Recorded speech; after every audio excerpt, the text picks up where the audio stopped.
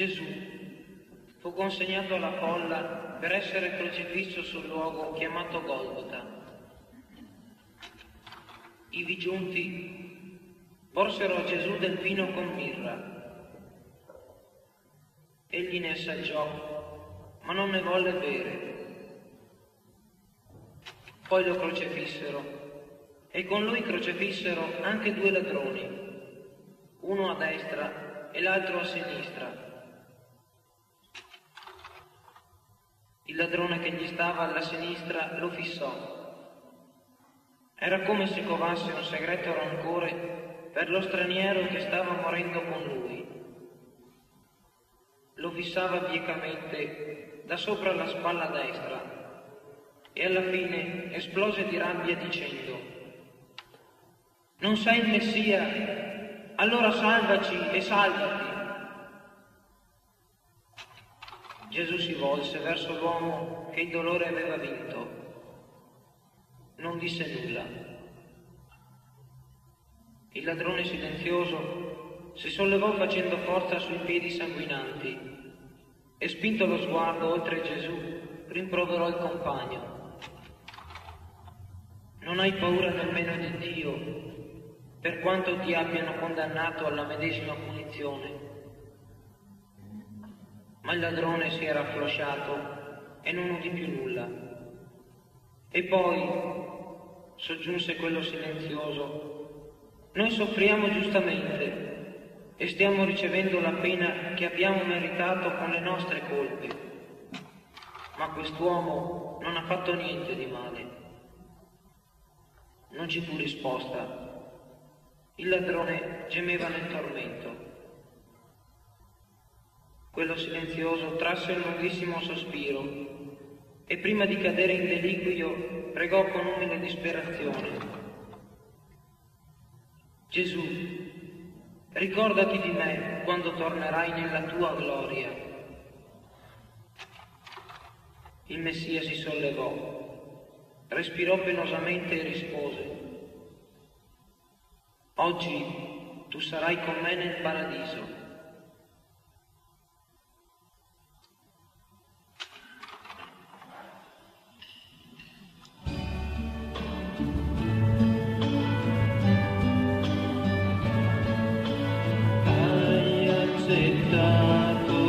Questa vita mia, con tutti i suoi peccati.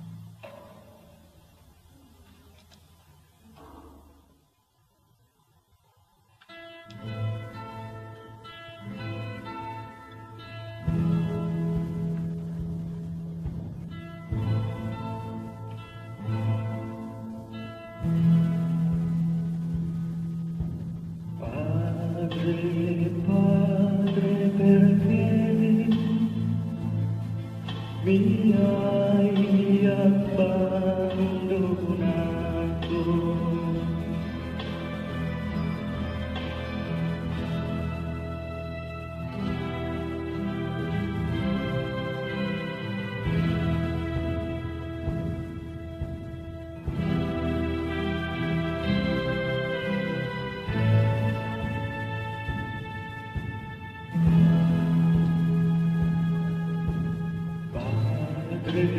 Padre, perché? Padre, Padre, perché? Padre, Padre, perché? Padre, Padre, perché?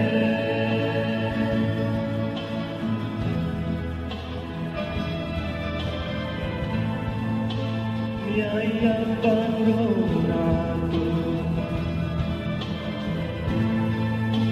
mi hai abbandonato, mi hai abbandonato.